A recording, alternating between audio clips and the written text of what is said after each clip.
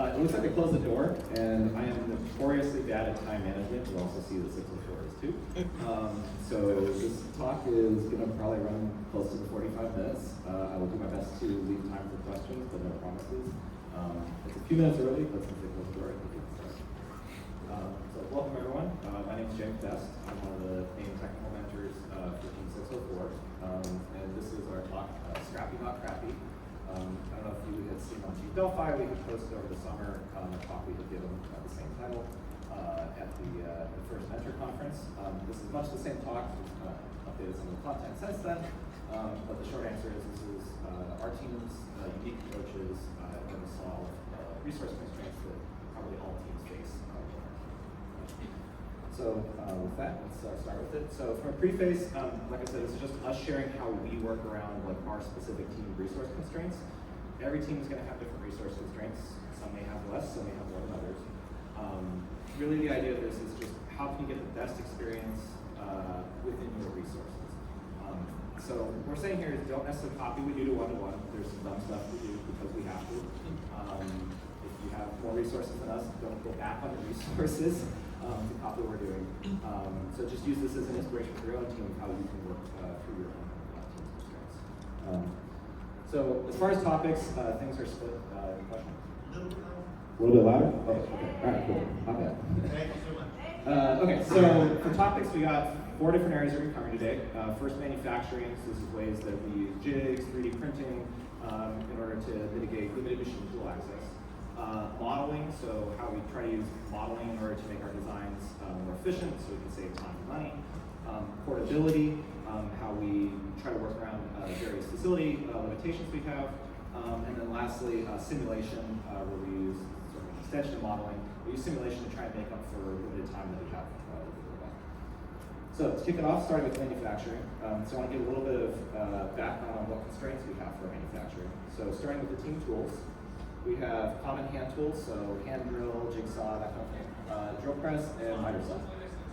That is pretty much it. As far as student tools go, we have a bunch of 3D printers. And so there's like, I think about 10 across the team. And then as far as mentor tools go, there's some ones that are in my garage.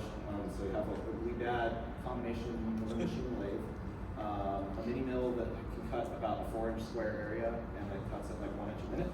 So parts take a very, very long time. And then of course, phoning friends. So a lot of other teams in the area may have machine tools that we don't have, and so you can always phone a friend and ask them to make a part for you. So moving to kind of how we build a robot based on this. So first we use tubing, obviously, popular choice. We use gussets, and then we use a lot of COTS hardware, and then anything else we 3D print. That's the resource we have for it. So what does that mean? So first, our requirements are we need to manufacture a robot with whatever tools we have access to, and that really means just minimal to no machine parts on a robot. And then, let's see, sorry, dashboard from here shows a different shows on the screen there. So this is kind of an example of what parts we have on the robot. So these are total machine parts, the ones that we couldn't have made with drill press, hand tools, 3D printed jigs, that kind of thing. It's on the single hand count number of parts each year's robot, including this year we have 3 parts total. Our other requirement is that we have to use interchangeable parts. So we want to be able to make it so if we're going to make an upgrade later, we're not having to clamp things and match drill. The idea is that a part should match what it is in the CAD, so then we can do upgrades throughout the season and be able to swap them in or make spare parts as needed. So the first way we do this is using tubing drill jigs.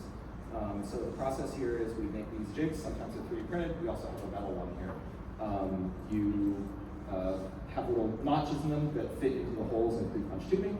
You clamp it to it, and then you can hand drill or drill press the holes in. And the results are pretty good. They put the holes kind of within about 10th thou where they are, so your gussets always line up with holes in the tubing. And it also means that anyone is capable of making good tubing parts. So it doesn't matter what your skill level is, clamp the part down and the hole will be in the correct spot. Almost impossible to screw it up, as long as you are safe in how you're using the machine.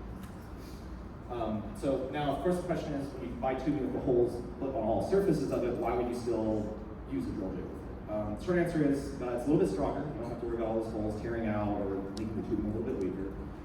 You can put in non-standard hole patterns into it, so you print a custom jig and you can put your holes wherever you want, whatever size you want.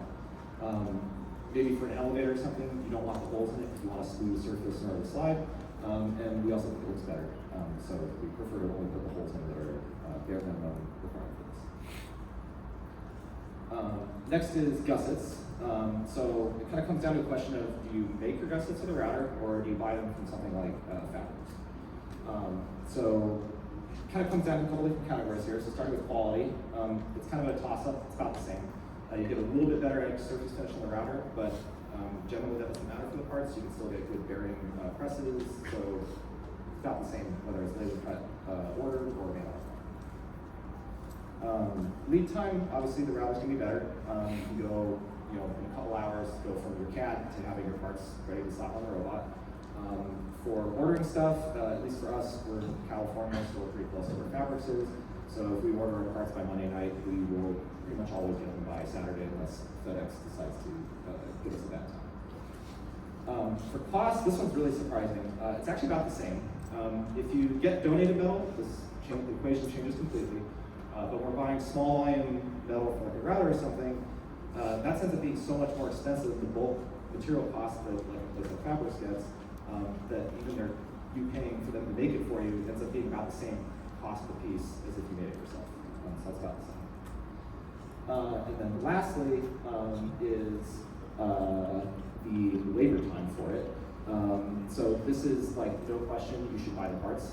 It's about like 5 minutes to get the order submitted and sent versus having to set up the cam for the parts, getting all the metal stock added, running the cuts, and the worst part is cleanup of it. And when you add that in, you actually have to go back and look at cost. You'll find that when you include mentor supervision and labor, the cost ends up being really in favor of buying the parts. So key takeaway here is order your plates and gussets. Also use FRC604 as a discount code.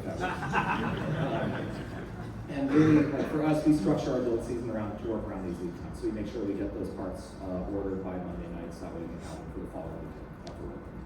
And then if we get parts routed, either by friends or actually one of our students in the team have a router in the garage, we use that for when we have unavoidable turnaround times. So if it's making a replacement part right before a tournament, or the inevitable late night upgrades, that's what we use it for.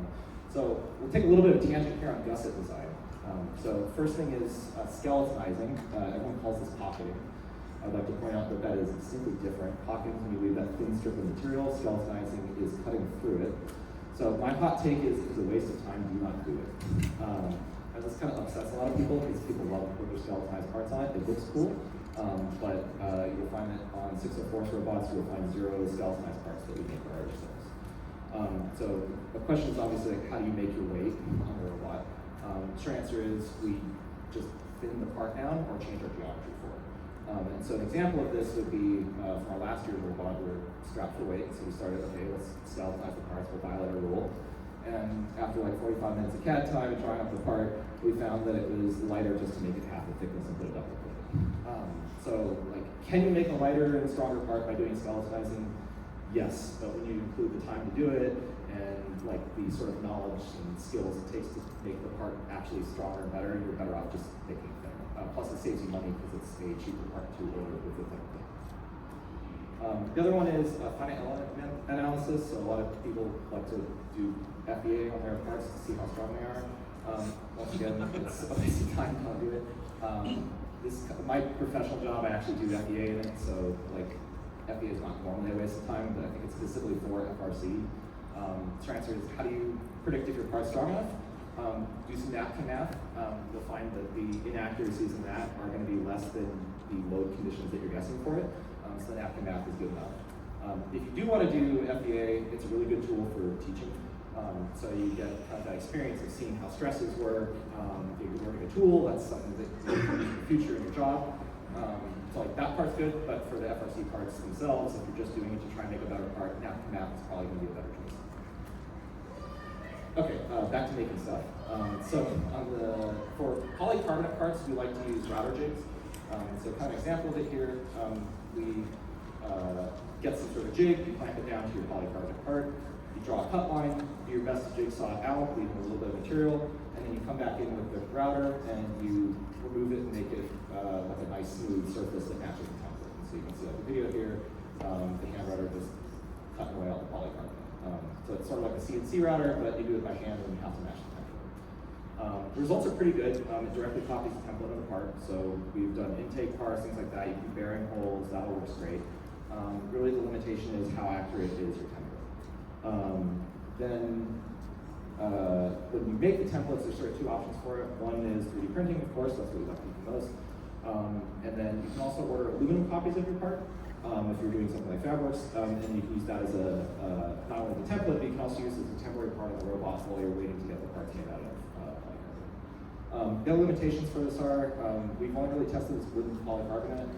I really don't recommend doing aluminum because it's like very sketchy and likes to try and like grab the router and throw it away. Then last of our techniques is 3D printing. We like 3D printing, as you can see on our last 4 robots. Everything yellow on them is 3D printed.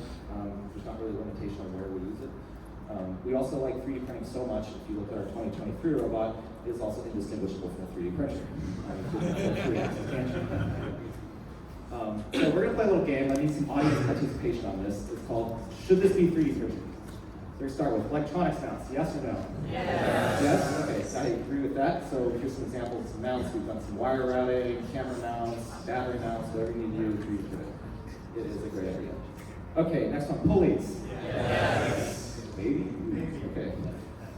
So yeah, we do that extensively. Buckets of them there. Pretty much any mechanism on a robot, if it's a pulley, we print it. We don't buy pulleys anymore. So yeah, that's an excellent idea. Okay, gearboxes.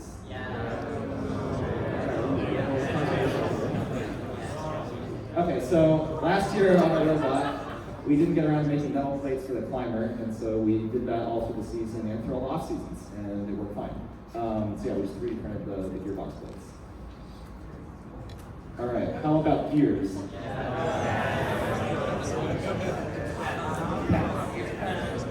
So yep, we do those too. That's our scoring mechanism for the 2023 robot. It's a little sketchy sometimes, so I'm going to put okay with care. The gears can crack or shatter, so you probably don't want to use them on an intake unless you do what we do now, which is you make them out of TPUs, you make rubber gears. And then now they just kind of bounce off of stuff and you get another steel element or robot or whatever and they're closed. Okay, how about sprockets? No. So we do sprockets too. So those are the ones that went directly on, I think, the Falcon motors. You can see it's both ends of the sprocket printed there. Exposed ones on the intake. A little questionable, that was when we ran out of time, we just didn't get the proper sprockets in, so we printed them and they work, but you gotta be pretty careful with it. Last thing, tube plugs. Yes. Okay, so this is our robot 23, and you'll note that the arm just falls off. So the tube plug actually just shattered on that, so that is where you should use metals. You can also buy those parts, so you should buy them, don't 3D print. So kind of some tips for 3D printing structural components. So like, why would you print a part that can be made from plate? Like, why would you do that instead of making an aluminum part or hand drive or now the short answer is it's like no labor to set it up. It takes like 5 minutes to put your part in the printing software, get the print running, and your lead time for any given part's gonna be like overnight. So one of the things we do is we spread our parts out among the team. So we have like a channel on our Discord server and say like, okay, we want to print this mechanism, and then all the students will go through and figure out who's printing what, and by the next morning you have an entire mechanism printed. So it allows us to do really rapid iteration on our prototypes, or honestly even parts that we put on our comp line. The other thing is that it enables you to do upgrades in your kit. So if you bring a 3D printer to your competition and you decide that you need to change a little geometry on something, you can always do that. Just some tips on materials and settings. We use PETG for everything. We found that that's kind of the best material for it. You get really good layer adhesion. It doesn't really matter what orientation you print the part in. You can see an example of that in that cracked tap block there. Like you don't see any layer line failures, it's just kind of solid. We also only print with 100% infill. We don't, it's just 100% infill. You treat it like it's a solid billet part. So you do tap holes in it. You lighten it with pockets, not skeletonizing. And then as far as limitations go, it's really, the only issue is the plastic's kind of brittle. And so that's where you run into issues where like if you take an impact from it, the part may crack. And that's part of why we started switching for like intake gears or something, we switched that to TPU because that's not going to crack. The other tip is on motion components. Once again, we only print them with 100% infill. It's particularly important for pulleys. The infill itself doesn't transmit torque. So the part will look like it's strong, but then the internal like hex or something you have on it will split apart and fail. So yeah, we print it 100% and then just design it to this and build it. The other tip is just don't directly copy your parts from the metal parts. Like don't just take the CAD of the metal part and start printing it. Do a little bit of napkin math, like check on the spline teeth going to strip out, are the sprocket teeth going to come off, will the gear teeth fail. Just do a little bit of napkin math. 5 minutes will save you a lot of pain later on when the part just completely splits. And then of course you can always do a bench test. So if you want to see like will my hex hold up, put a hex in it and then take a torque wrench on it. You can measure how much torque you can handle before it fails. And the main pitfalls for this are watching out for wear. So you can see an example on kind of the top right. We have a pulley that like lost all its teeth just over an entire season worth of running. And then making sure when you're setting up your motors, you use the stator thermometers. Okay, next section is modeling. So kind of go over why we model and like some of our meeting constraints. So as far as the technical mentors go, we're available on weekdays and after 8 p.m. on weekends. That's kind of inconvenient for robotics.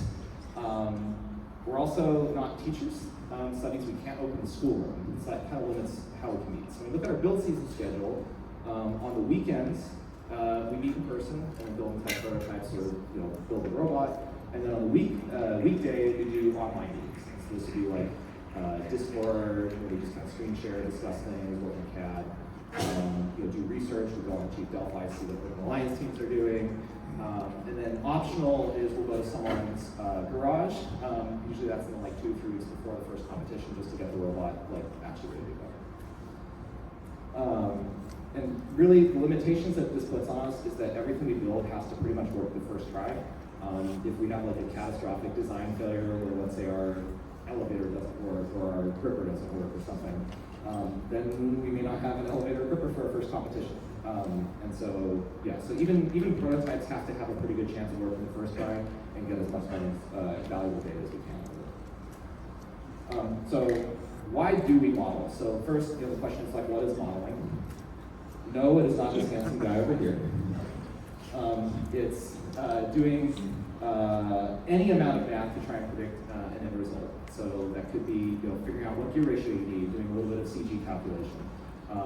Basically, like really simple, doesn't need to be anything above like standard high school level math. So why would we model? Doing a little bit of math now can save a lot of time and money later on. So really want to try and de-risk and solve problems in our robot design as early as possible. So kind of a couple different areas, like if you start, you like figure out something that doesn't work beforehand before you can start building it, like using modeling and just kind of prior experience designed by vibes. You can, that's the cheapest thing to kill off a design. If you prototype it, you've got to spend all that time and money to build a prototype. And if you figure that out only after you build your robot, then that's very expensive, both in time and money. So really for us, like in-person meeting time is very precious. So we're doing whatever we can to make that like in-person time like very effectively used for things that can only be done with like physical parts. The other thing is that this allows us to do more things in parallel, especially kind of limited mentor time and oversight. This is also how the real world works in engineering. So you will not find generally you're building stuff blindly and seeing what happens. You do your due diligence beforehand, designing as much as you can, and then you only build what you're pretty confident in. So I'm going to give a couple examples of different things that we do for modeling. So this is what we call tippy G. Why do we model it? So it's a way for us to quickly rule out robot architectures from being too tippy.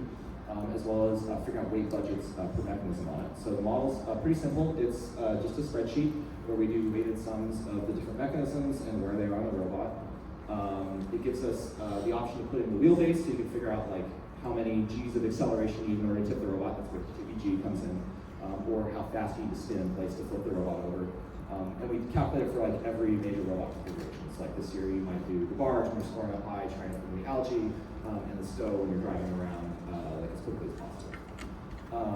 So it's kind of an example of this. It's a little outdated, but it's 2023. We went through like 4 different robot concepts and ruled out a bunch of different ones.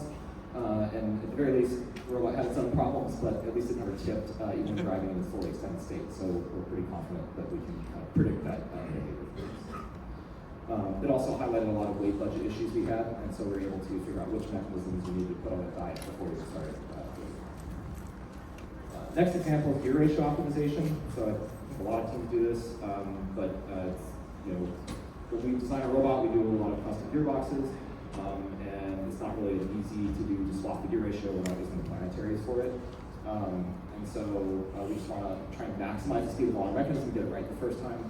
2024 is actually the first year that our team did that, and there are tools out there like Recount, but we wrote our own virtual scripts to do it. So example of it's here. You can see some plots here. It'll be like trapezoidal motion profile, and then you input like your stator current limits, your supply voltage to motors, gravity if you're doing an elevator or something, and then it'll predict how fast it goes, and then you can get these nice plots that tell you what your gear ratio, or what speed of motion of your mechanism is for a given gear ratio, and then you can kind of go on the graph and like, okay, that's the ratio you want to build, and then go from there. So yeah, results are, you can optimize your gear ratio, get it right the first time. You can also take all of your like trapezoidal motion profile things from the sim and directly copy it over to the robot. So that way you're not having to guess and check those and find limits, you just know what they are from performing. Okay, now this is a really old example. This is our 2019 HAB climb. So I don't know if you guys are familiar with the 2019 challenge, but we did a really unique climb for that year. So you can kind of see it in the cardboard here, and I'll show a video in a second. But it was a really questionable concept, and it required the entire robot to be built around it. And so we needed 100% confidence that it would work before actually committing the concept. And so we built this model. There's just some basic geometry and some trig to estimate how much torque you would need, static analysis, nothing dynamic. And then it also included variation in manufacturing, so you could see like, where the CGO robot was, like would it still work as a mechanism. Even with that, we still didn't believe it would work. So we built a 3D printed model for it, and maybe the video will play. Okay, there it is. And so you can see it kind of flips over upside down onto the thing. And then when we built on the actual robot, you see it works perfectly the first try, thanks to the model. Okay, and then the other question is just when to prototype stuff instead of modeling. Because obviously, in an ideal case, you model everything and never have to build a prototype, but that's not really true. So really, it's just prototype anything that you can't model. This is one thing we kind of struggle with is don't skip a design just because it can't easily be modeled. Real examples of that would be trying to do non-dynamic climbs.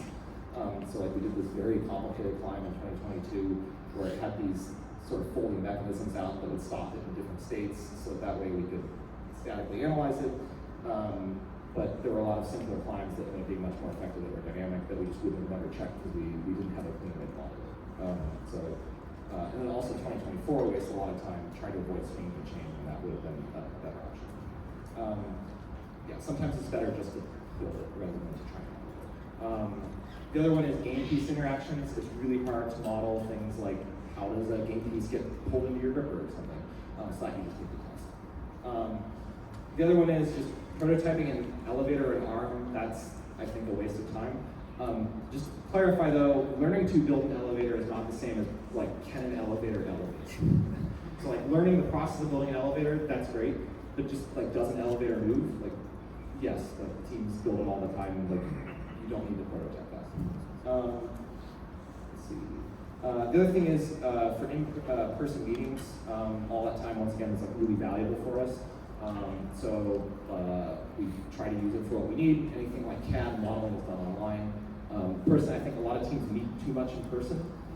We're really selective on what prototypes we build. We use a lot of learnings from Open Alliance teams. And like additionally, like if our design isn't done, be it prototype or robot, like we don't need that in-person meeting, we can handle it all.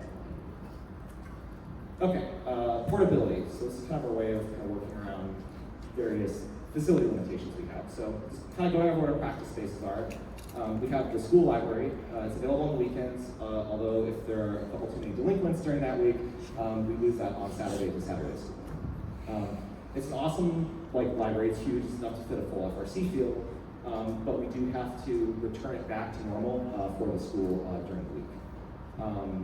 The next option is Friends. There's a lot of teams around that have a full practice field. That's available whenever our schedules line up.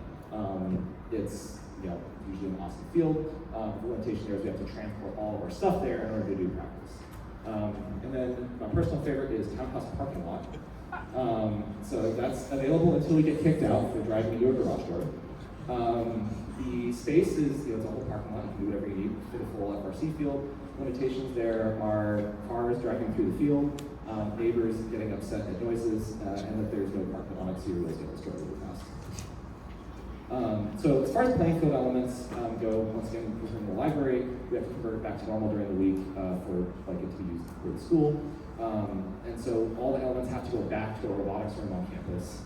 So that means we need to be constantly transporting them back and forth. But when you look at the first field element designs, they're usually meant to hold up to competition. So they're big, heavy, expensive, kind of time-consuming to make.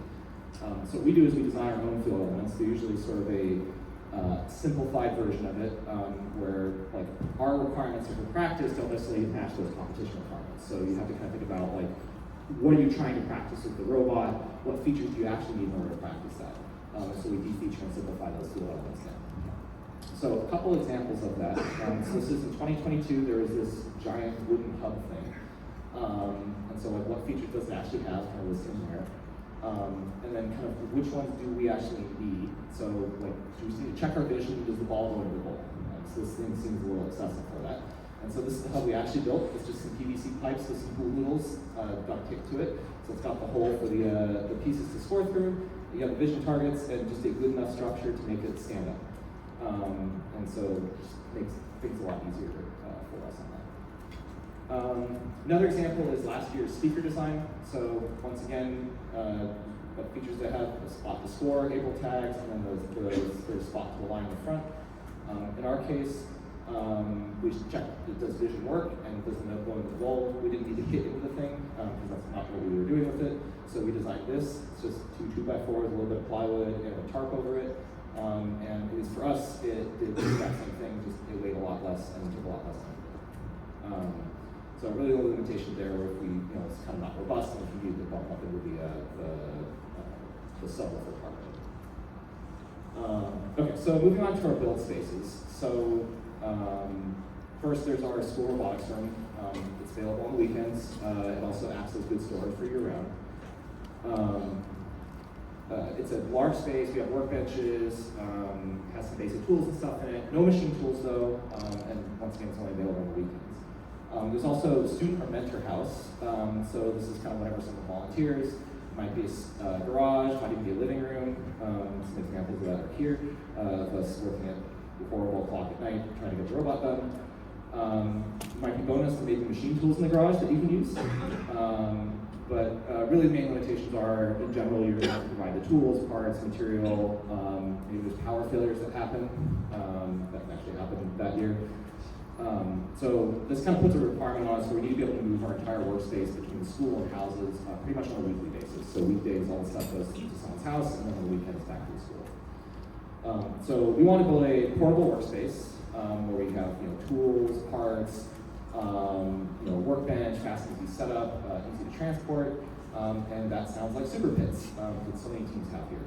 And these are awesome. These fit all these requirements, except they are not easy to transport. You need a truck to do it, and they're pretty expensive to build. So this is where OpenPit comes in. So our concept for this is pretty simple.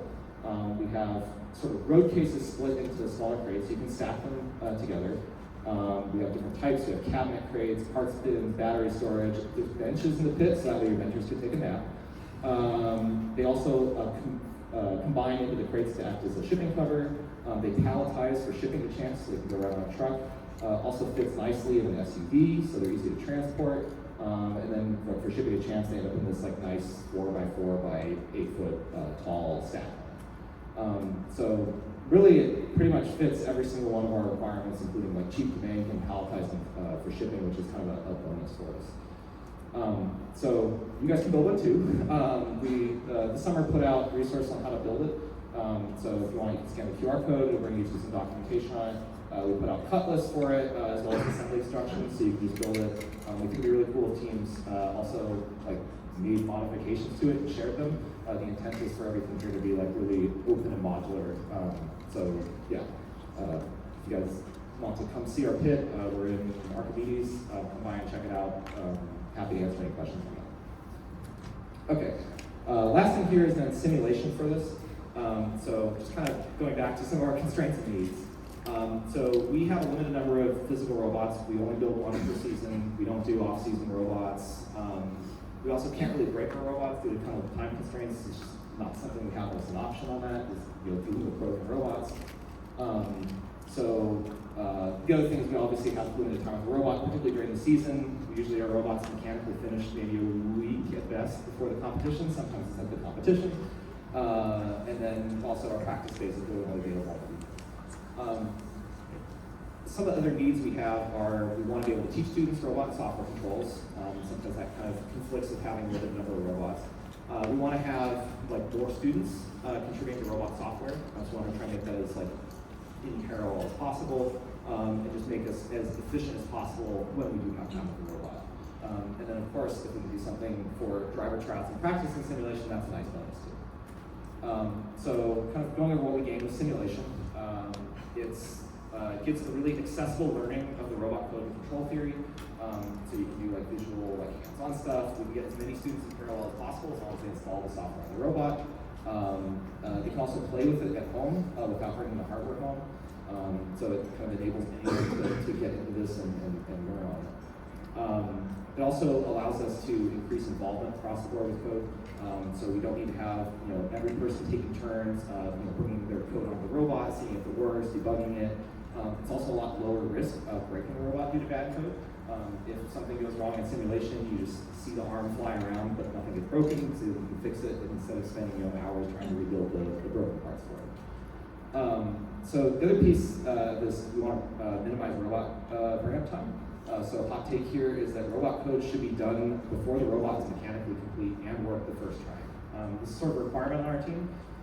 Once again, because we finished stuff pretty late mechanically, it has to work first try, and we don't have time to develop the code after the robot's built. So it all has to be done in parallel while the robot is being manufactured. So here's some examples of it. We have a mixture of 2D sims, so you can see it working, that, and the full 3D sim at the bottom that's scoring the amp last year. The other one is no code or new functionality should be written during in-person meetings. All that should be done offline, either at night or during the week. And then that time you have with the robot is only spent basically tuning it in. So the expectation is that it works first try, but maybe you need to do a little bit of tuning to make your mechanism perfectly score on the reef, or get your gains perfectly tuned to get the arm moving correctly. So as far as robot code simulation goes, we don't really have anything custom on this. We use all like off-the-shelf resources for this to make it really easy. So it might be WPI-lib physics sim, there's the motor sims from CTRE, the photon vision camera sim, Advantage scope, Advantage kit, awesome stuff from the mechanical advantage on that. And so yeah, you can just see kind of the examples of that kind of in the upper right, simulating our robot with AutoPass last year. For us, every single part of our software stack is simulated. So it includes like our camera, latency compensation, force field localization, the mechanisms, all those swerve, arms, intakes, launchers, whatever, those are all simulated. All the sensors are simulated. We even have simulation for dynamic autos, so not that we've actually run a sim competition, but we did have it working where like game piece detection, being able to move to get a displaced game piece, all that is on the sim, so that we can build confidence in it before we actually run it on the robot. So along with the simulation, it's really helped us develop better workshops for the students. So here's an example of one. It's a single jointed arm simulation. It gives you abilities to try out different kinds of feedback control. We can do bang bang, we can do PID. You can practice feed forward control, motion profiling. And it also allows you to build intuition for tuning and let students try crazy things without it like damaging the hardware. So you can see an example of this. The other thing we do for workshops is we take the previous year's code and strip out everything except for the simulation logic, and then that way each student on the team can build up their own version of the code, figuring out commands, subsystem interfaces, and implement the basic robot functionality. And then once they prove that it works in simulation, then every student gets to try out their code on the robot and see how it works. So it's a really good way to motivate new students to develop their code skills. So kind of going through our build system process and how we work with sort of our code stack on it. During the weekdays, that's where we develop any of our new features in simulation, get pull requests, the code review, getting feedback on that. And then as we approach our Friday night, that's where we demonstrate new features in Sim, so making sure that it works the way it's expected. Code quality is reviewed for each PR, and make sure it's in the ready to merge state. The only things kind of left on it that might be fudged are tuning parameters, things that we're going to be changing when we actually test it with the real robot. And then the only code that's going to be tested on the weekend is code that meets the required criteria. And then on those in-person weekend meetings, that's where we test and tune each new feature. We merge the features that work with the main software stack. Any new features, once they're merged onto it, that's when we spend that time with driver practice.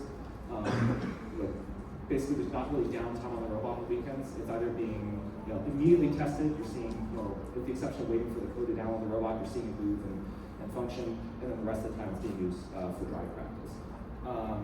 Occasionally have some time allotted for fixing minor bugs in the code, but any major bugs or kind of conceptual misses on it, that's the thing that's going to be addressed on Saturday night or during the next week. So then a couple other things we do, driving simulator. We wanted to actually create a simulator to do drive practice. This is a way to build a muscle memory without access to the robot, especially if you only really practice on the weekends. It lets the driver and operator, if we have two drivers at that time, develop coordination, and also gives a good way for the driver to work with the competitions. The first match can always be kind of rough as you kind of remember how to run the controls, so you run a practice match and simulation first, and that way you're warmed up by the time you get your first match. Oops.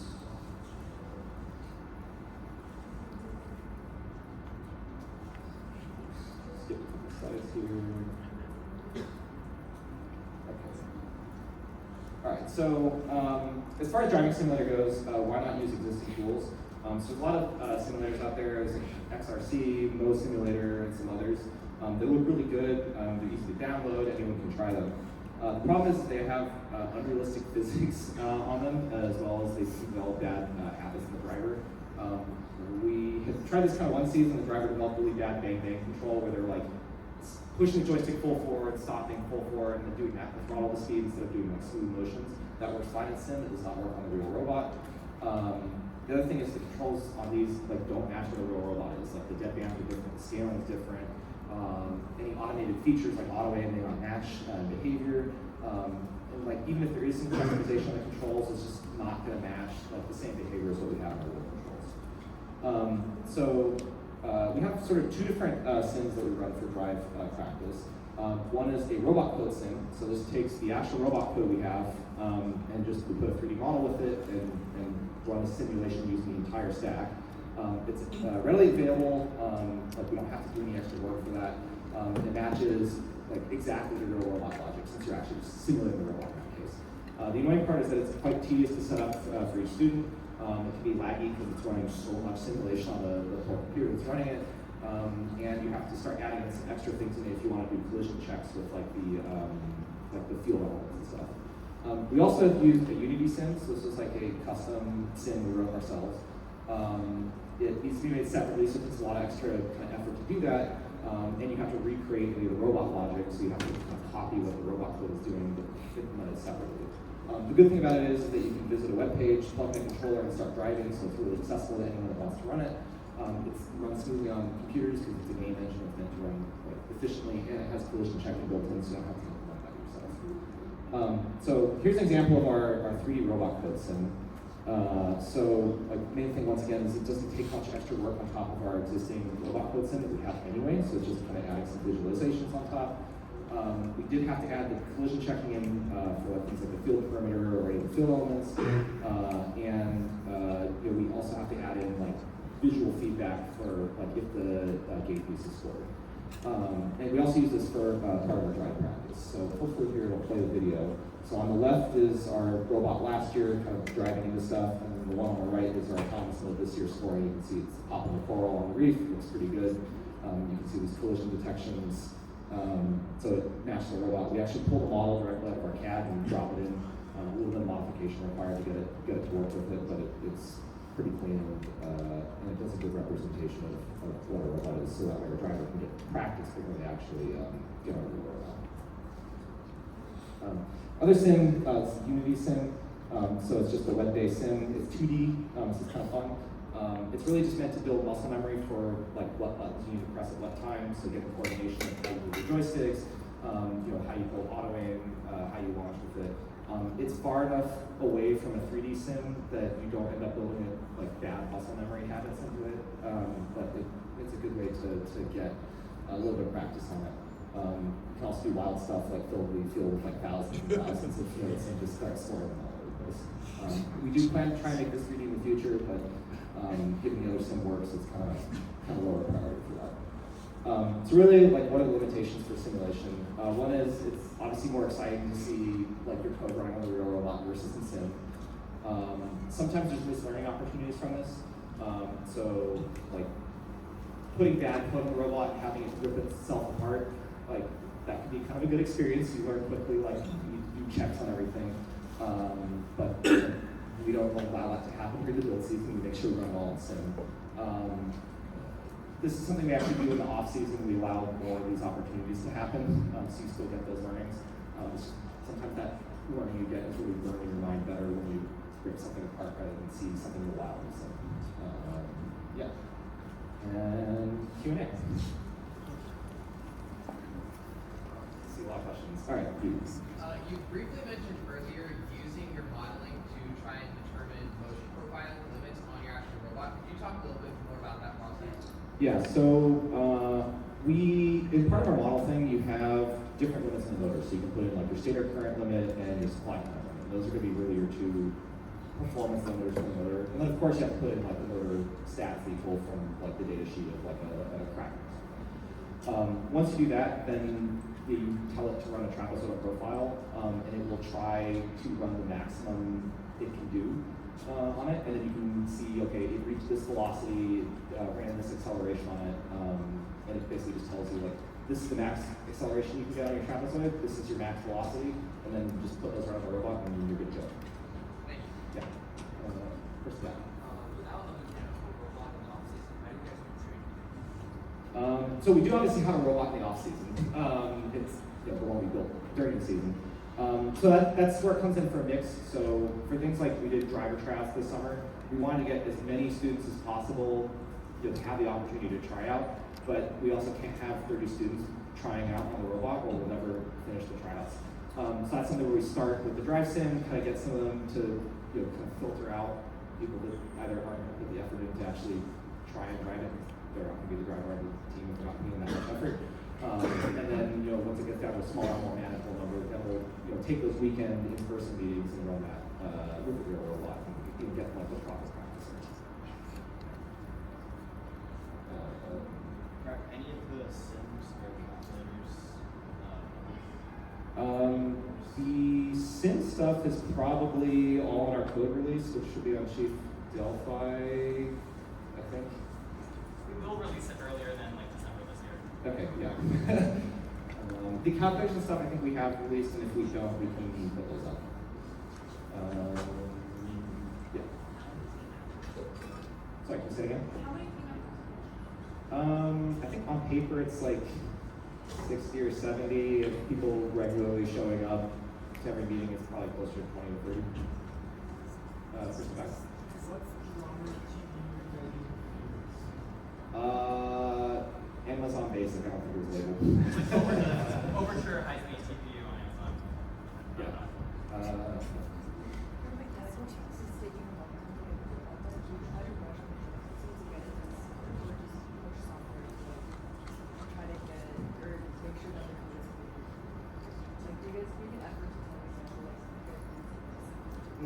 mechanical's going as fast as they're going to go.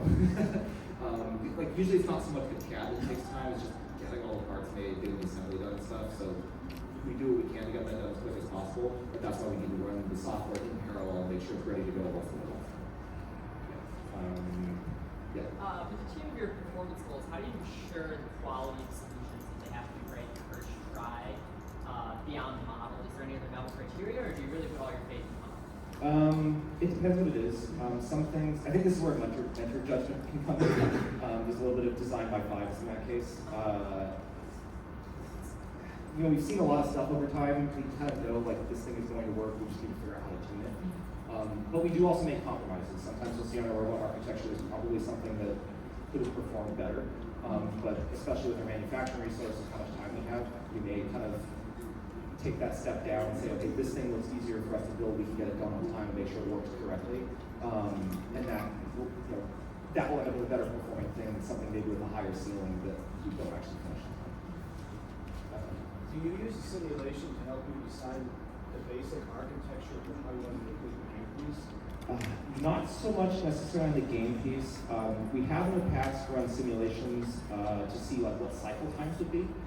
So we'd run like optimizations to see like how long it's going to take to drive from like the feeder station to the reef and back and forth, and that can help us decide like, do we want to just load from the feeder station? Do we want to do a ground intake? We've done that for a couple of years now, and it kind of helps us get an idea on the strategy side of like where do we need to optimize our design, what things are going to most critical for it. How do you guys do manufacturing training? It's sort of like ends up going to someone's garage and you know they have a drill press and stuff, and you kind of practice popping holes and things. We get a lot of practice during the actual build season, or if we do any new stuff for an off-season event. So we try to get new members doing as much of the manufacturing as possible, so that way we get a wider range of students, you know, put them up to speed on getting stuff going. Thank you. Yeah. You talked a little bit about the timing and some of your decisions as far as prototyping versus simulating. Are there any methods you guys use to accelerate the prototyping process so that you can get that out of the way? That's, I think, where doing research on what other teams are doing can be really helpful. Open Alliance is awesome, and so many teams put out like what prototypes they've done. And so we'll kind of scout through those, see kind of what things fit with what architecture we're looking at doing, and that can usually inspire us.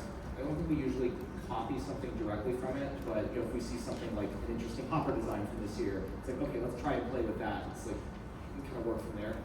But yeah, we usually, I think mainly that process comes from seeing what other teams are doing, so that we can sort of cast a wider net and seeing, we're sort of trying out different things, but not necessarily us trying it out ourselves. Yeah. What's your sort of favorite bang for the buck fabrication trick? Either ones that you share or ones that you... If that works. Fabrics, Yeah. okay. The amount of time you save by not having to cut the parts yourself, deburr them yourself, like that's the biggest time saver on it. It's pretty cheap, honestly, for the amount of stuff on the robot. You think of how much money it costs to put 20 motors, like all the electronics in a robot, and then you compare that with like, I think our FabWorks total this year was like $600. So like in the grand scheme of things compared to the rest of the robot, it's very affordable. Other questions? Yeah. How did you do your iteration So that comes back to the trapezoidal motion sim. So it's figuring out what's your max acceleration the motor can achieve, the max speed it can achieve, and then the deceleration on the way down. And you see how long it takes you to get from point A to point B. Of course, you add in like your mass of the robot or mechanism, whatever you need to do. And then you try that for different gear ratios, and you make a plot of it, and then you can see what your optimal is, which one's going to minimize the time.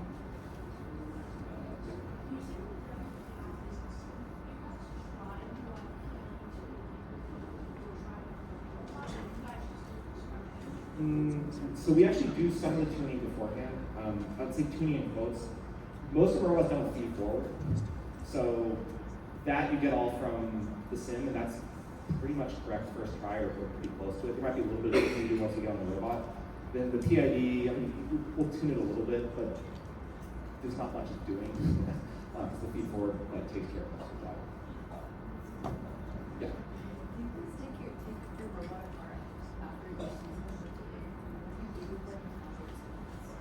We usually don't take the robots apart. Sometimes we might cannibalize some parts on it as needed, but it's usually class parts, so maybe we ran out of motors and need to grab a couple. or like elevator bearing blocks or something. But for the most part, we usually leave our robots together so we use them for like demos and average events and stuff. So if you're determining your feed forward values in simulation, I imagine you have pretty accurate physics modeling. So what kind of steps do you guys take to make sure you have an accurate representation of the mechanism? Probably depends on the mechanism. If it's something like an elevator or an arm, you can directly pull from CAD what the mass of it is. And that's pretty much really all you need. If it's something like pulling game pieces through, that requires a little more training.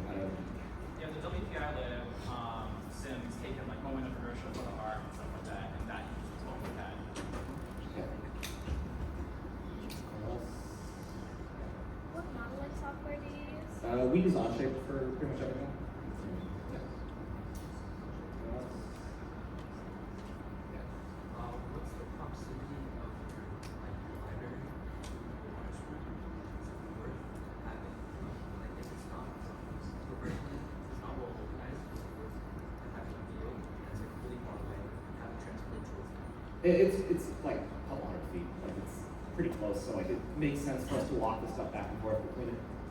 If it was longer than that, then we'd probably just never be there. What's your process for training students?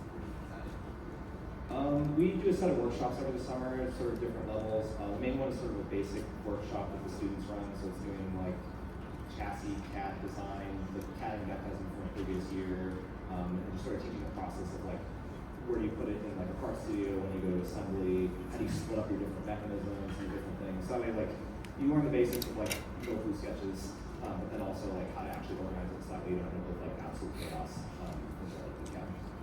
What are those software onboarding? Yeah, so that comes in as like sort of like doing those workshop things. So it starts off with really basic level, like explaining just like how the function works, and then kind of going through that. It's all in Java, because that's what we use for it. We've actually been really fortunate. The middle school that feeds into our high school, as well as the high school, have a lot of like coding classes. So I'd say on average, like a lot of the students already know how to code, which is pretty convenient. So it's more of like teaching the robot specific stuff, and specifically teaching like how to kind of get it work in the simulation, and like what is PID, and like how to change mechanisms.